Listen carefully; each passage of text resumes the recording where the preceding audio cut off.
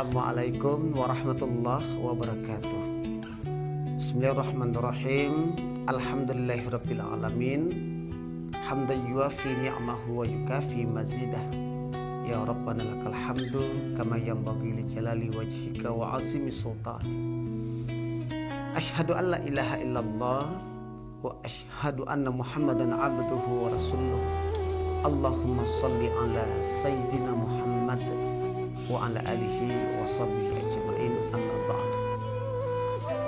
Para pendengar yang dirahmati oleh Allah Subhanahu wa taala, pada kesempatan kali ini pengajian kita yaitu belajar dengan kehidupan semut.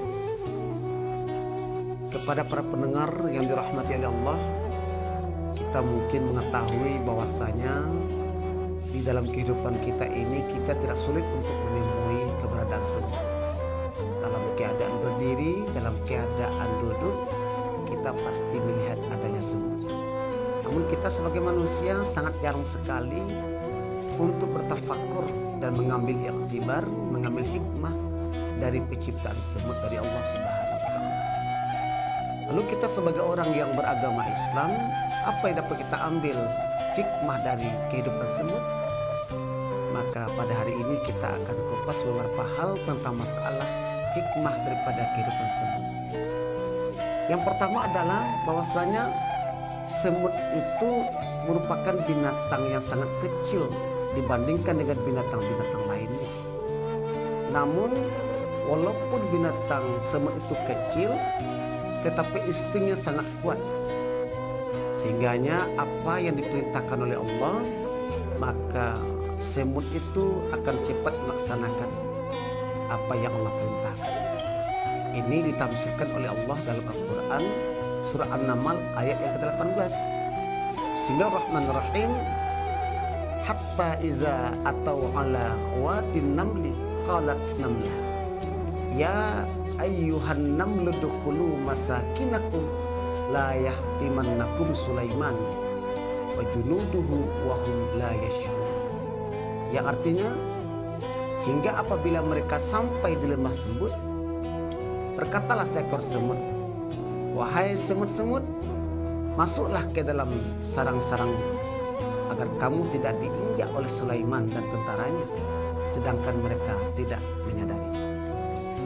Dalam ayat ini Allah menggambarkan kepada kita ketika Allah menugaskan kepada semut untuk masuk ke dalam sarang-sarangnya, maka seekor semut itu menyuruh kepada teman-temannya untuk bisa masuk ke dalam sarangnya, karena Nabi Sulaiman bersama tentaranya akan datang melewati tempat-tempat mereka. Ini menandakan bahwasanya melalui insting saja, ketika Allah perintahkan kepada semut, semut melaksanakannya. Dan ketika itu kita bandingkan sebagai manusia yang menyatakan dirinya bertuhan kepada Allah, betapa banyak orang-orang yang beragama Islam yang mengaku beriman kepada Allah, tetapi ketika kita disuruh oleh Allah untuk melaksanakan apa yang Allah perintahkan, kita diberi akal, kita diberi hati oleh Allah, tetapi pada saat Allah perintahkan banyak yang melanggar perintah itu. Alangkah sangat meruginya kita kalah dengan kehidupan semut itu sendiri. Itu yang pertama. Yang kedua adalah apa yang dapat kita ambil dari hikmah dari kehidupan semut itu. Semut itu binatang yang kecil tapi tidak pernah lelah untuk mencari makanan. Dan itu bukan untuk dirinya sendiri tapi untuk teman-temannya. Walaupun semut itu mencari makanan dengan perjalanan yang jauh, namun semut-semut itu tidak pernah merasa lelah. Bahkan setiap hari punya target bagaimana mereka itu bisa mendapatkan makanan. Artinya apa? Bahwasanya semut itu tidak mengukur dengan keberadaan dirinya, apakah dia kecil ataupun tidak sama sekali. Yang terpenting, semut itu selalu mencari makanan bersama-sama untuk apa yang akan mereka makan untuk hari ini dan untuk hari esok. Tetapi mereka tidak pernah merasa lelah untuk mencari makanan. Kalau kita bandingkan dengan manusia, Kita manusia yang badannya ada yang besar, masih banyak juga yang meminta-minta kepada orang lain. Nggak mau bekerja sama sekali, nggak mau berusaha sama sekali. Banyak yang berputus asa. Sementara semut sendiri tidak pernah berputus asa untuk mencari makanan demi kelangsungan kehidupan mereka selama mereka hidup. Itu yang kedua. Yang ketiga adalah ketika semut-semut itu mencari makanan dan mereka itu beruntung mendapatkan makanan, sehingganya makanan itu lebih besar dari badan mereka. Mereka tidak pernah berputus asa, tetapi apa yang mereka lakukan?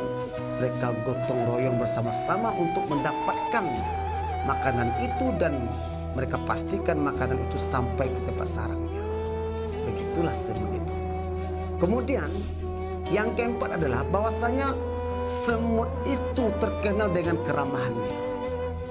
Di mana kita dapat melihat keramahannya pada saat semut itu berjalan, apakah seiringan atau berpas-pasan, semut itu berhenti sejenak dan mereka bersalaman. Ini menandakan bahwasanya semut saja paham dengan silaturahmi. Makanya kalau kita pengen belajar silaturahmi, maka belajar kita dengan kehidupan semut. Kita sebagai manusia masih ada juga yang belum mau memaafkan. Masih ada sengaja yang memutus silaturahmi. Bahkan bukan dengan orang lain, dengan dusanaknya sendiri, dengan keluarga sendiri. Ayah dengan anaknya, ibu dengan anaknya, kemenakan bersama mamanya. Putus silaturahmi di antara mereka. Ada dendam di sana. Karena apa? Karena ada kepentingan pribadi mereka sama sekali. Oleh sebab itu, semut tidak ada mengenal kata-kata dendam, tidak ada kenal kata-kata untuk tidak saling memahami satu sama lain. Ketika mereka sudah bersama, berarti mereka ada berkeluarga, berdusanak, dan tidak ada kenal untuk memutus silaturahmi di antara mereka.